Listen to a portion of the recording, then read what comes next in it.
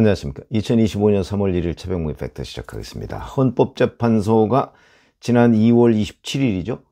중앙선거관리위원회에 대한 감사원의 직무감찰, 이게 위헌적이고 위법적이다, 이렇게 결정을 했습니다. 그리고 선관위는 감사원의 직무감찰 대상에 포함이 안 된다, 이렇게 얘기를 했거든요. 자, 그러면 이제 많은 국민들로부터 생기는 의문, 그럼 선관위는 성역이냐? 선관위 안에서 벌어지고 있는 비리는 어떻게 감시하냐? 뭐 그 중에는 예를 들어서 지금 직무감찰 뭐 이런 얘기에는 부정선거 의혹 뭐 이런 거는 포함되지 않습니다. 뭐 그건 자체적으로 무슨 뭐 자정장치가 있는 것 같지도 않고, 그러니까 그런 것들을 포함해서 그럼 선관위는 누가 감시하냐? 뭐 이런 부분이 있는 거죠. 더구나 그 안에 감사위원회가 있긴 있는데 그거 뭐 다 외부 인사 6명에 뭐 내부 인사 1명인데 문제는 중앙선관위원장이 임명한다는 거 아닙니까? 최종적인 임명권이. 자, 그렇다면 그거는 뭐 무의미한 얘기가 되는 거고, 누군가 실질적으로 선관위를 감시할 수, 아무리 독립기관이라도 감시할 수 있는 게 필요한 거죠. 아니면 뭐 견제와 균형 뭐 이런 거라도 있어야 되는 거고요. 자, 이렇게 이제 헌재가 결정을 하니까 헌재 결정 취지는 이런 겁니다. 현행 헌법체계하에서 대통령 소속하에 편제된 감사원이 선관위에 대한 직무감찰을 하는 걸 허용하면 선관위의 공정성, 중립성에 대한 국민 신뢰가 훼손될 위험이 있다. 대통령 등의 영향력을 제도적으로 차단하기 위해 선관위를 독립적 헌법기관으로 규정한 헌법 개정권자, 개정권자라는 건 국민을 얘기하는 겁니다. 의사에 반한다. 자, 이렇게 얘기를 했거든요. 선관위, 헌재가 이렇게 결정한 의도, 뭐 그걸 우리가 전혀 이해 못한다, 이렇게 얘기할 건 아닙니다. 왜냐하면 감사원장이 대통령의 명에 따라서 사실은 정치적 감사를 하는 경우도 역대 정부에 보면 꽤 많았거든요. 그러니까 이런 걱정이 있는 건 사실인데, 자, 그렇다고 해서 선관위를 완전히 성역으로 만들어 버리는 것이 과연 맞는 판단이냐, 아니면 다른 대책이 있어야 되는 거냐. 근데 헌재의 결정에는 다른 대책 없이 그냥 선관위는 성역이다, 뭐 이걸 선포한 거나 마찬가지입니다. 뭐 이 원인에 대해서는 그동안 뭐 선관위원장 출신의 헌재 재판관이 6명이나 된다는 거 아닙니까? 그러니까 이제 결국 팔은 안으로 굽었다, 뭐 이런 비판도 받을 수 있고, 그 다음에 지금 이제 윤석열 대통령 측이 워낙 뭐 부정선거 의혹을 계속 제기하고 있으니까 그에 대한 일종의 반작용으로 일단 선관위를 감싸고 보자, 뭐 이런 문영배 헌재소장 직무대행 등 우리법팀의 의도가 그대로 관철된 것 아니냐, 뭐 이런 분석도 나오고 있습니다. 어찌됐든 간에 어떤 결정이든 엊그제 헌재의 결정은 선관위를 감싸자, 보호하자, 뭐 이런 차원이었죠. 그런데 웬걸 이런 헌재 재판관들의 의도, 이게 만장일치로 결정이 됐다는 거 아닙니까? 근데 이런 의도와는 정반대의 현상이 벌어지고 있습니다. 그래서 제가 아이러니라고 얘기한 겁니다. 오히려 헌재가 선관위 좌표를 찍어서 비판을 유도한 듯한, 이걸 말씀드립니다. 오늘 아침 보도를 보면요, 김세환 전 중앙선관위 사무총장이 2022년 대선과 지방선거를 앞두고 익명으로 휴대전화 세컨폰, 두 번째 휴대전화, 이걸 개통해서 정치인들과 연락을 주고받았다, 이런 보도가 나왔습니다. 그리고 나서 이 세컨드폰을 퇴직하면서 들고 나갔고 전화요금은 계속 선관위가 내줬다. 감사원에 적발이 되니까 데이터를 복구 불능 상태로 만든 뒤에 제출했다. 전형적인 증거인멸이죠. 이거 구속감입니다. 그러면서 이 내용은 얘기를 안 하고 있습니다. 자, 이런 내용, 이 증폭이 될 겁니다. 도대체 누구랑 소통을 했느냐? 정치권, 여당이냐 야당이냐?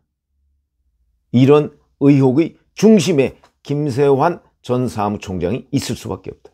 우선 이 정치권과 연락을 하기 위한 이른바 비선 휴대전화, 이거를 마련했다는 자체가 공무원으로서 있을 수 없는 일이고, 특히 지금 헌재가 그렇게 강조해온 중립성, 이거와 정면으로 배치되는 거죠. 중립을 지키려고 한다면 정치권과 소통을 하면 곤란한 거죠.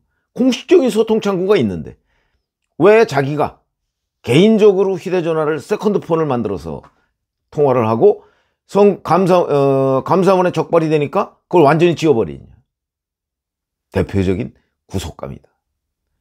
이건 뭐 공무원의 정치적 중립 위반, 그것도 아주 심각한 위반, 이렇게 지적이 될 수 있다는 거죠. 자, 이런 걸 비롯해서 감사원이 선관위를 직무감찰하면서 적발한 내용이 어마어마하게 많습니다.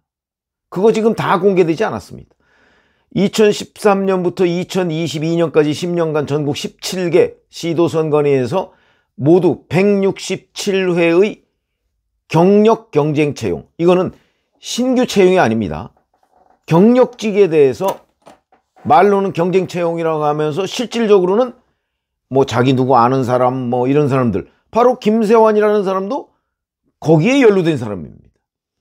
이 규정 위반이 662건이 적발이 됐습니다.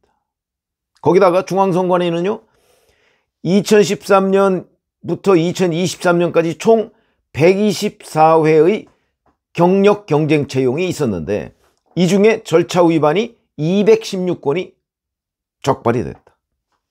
자, 그러면 이거 두 개를 합치면요 878건이 적발이 된 겁니다. 중앙선관위의 채용 비리가. 근데 채용 비리만 있겠습니까? 아마 직무감찰 하다 보면 무슨 회계부정 뭐 이런 것도 꽤 많이 적발되어 있을 겁니다. 지금 현재 감사원이 공개를 안 하고 있어서 그런 거죠.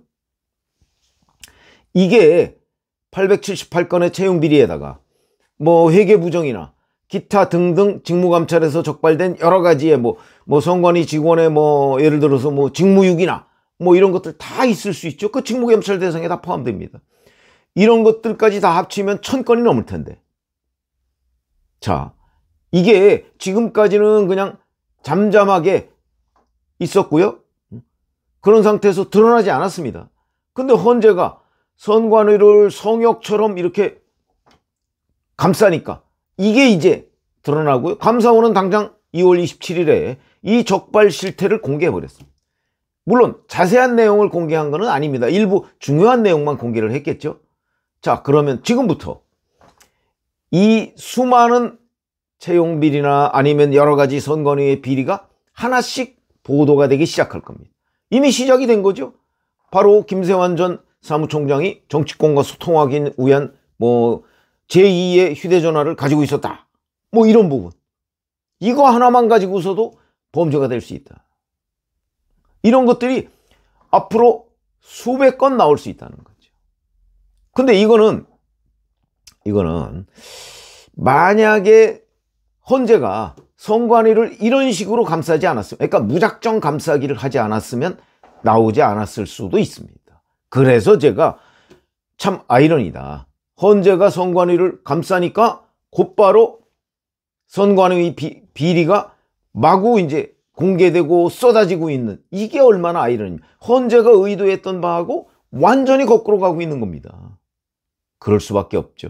만약에 헌재가 정무적 판단을 했다면, 조금 더 좀 현명한 판단을 했다면, 선관위를 성역으로 만들어 독립성을 유지하는 건 좋은데 성역으로 만들어 버리면 어마어마한 비판이 쏟아질 것이고, 그 다음에 이미 감사원이 수많은 비리를 적발해 놓은 상태인데 그게 언론에 보도되지 않을까?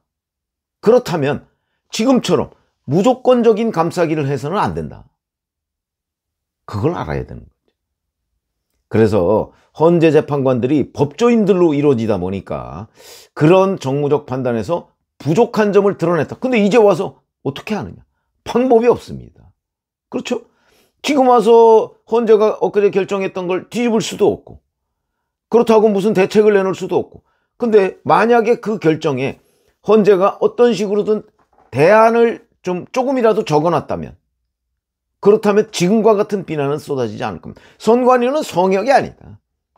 감사원의 직무감찰을 받는 건 적절하지 않지만, 예를 들어서 뭐 정기적으로 뭐 국회의 무슨 국정 감사나 조사나 뭐 여기에서 어떤 선관위 내부를 들여다볼 수 있는, 그래서 그 안에서 벌어지고 있는 온갖 복마전 같은 양상을 제어할 수 있는 뭔가의 대책을 마련해야 된다.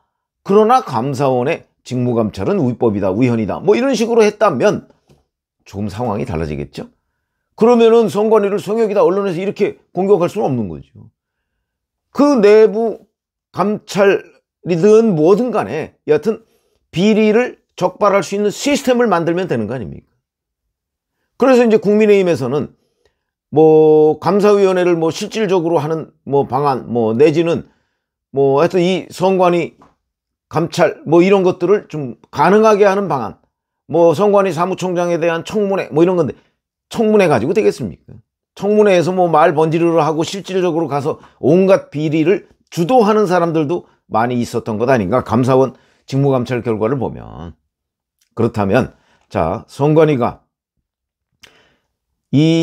그러니까 헌재가 선관위의 외풍을 막아서 신뢰를 높이겠다라고 지금 결정을 해놓은 것이 오히려 선관위의 신뢰를 떨어뜨리는 촉진제가 돼버렸다. 이 얼마나 아이러니한 일입니까? 그래서 제가 보건대는 어떤 식으로든 이런 식으로 이 감사원의 직무감찰 결과가 이제 앞으로 하나 둘씩 상세한 내용이 보도가 될 텐데, 이렇게 될 경우 선관위의 신뢰도는 땅에 추락하고 말 것이다. 지금도 이미 많이 추락했는데 더 추락하고 말 것이다. 이런 생각이 들고요. 그러기 전에 선관위 스스로 객관적인 그 어떤 감찰 시스템 이런 것들을 제시하든가, 아니면 그 국회 안에서 벌어지고, 국회 안에서 지금 민주당은 선관위 무조건 감싸기입니다.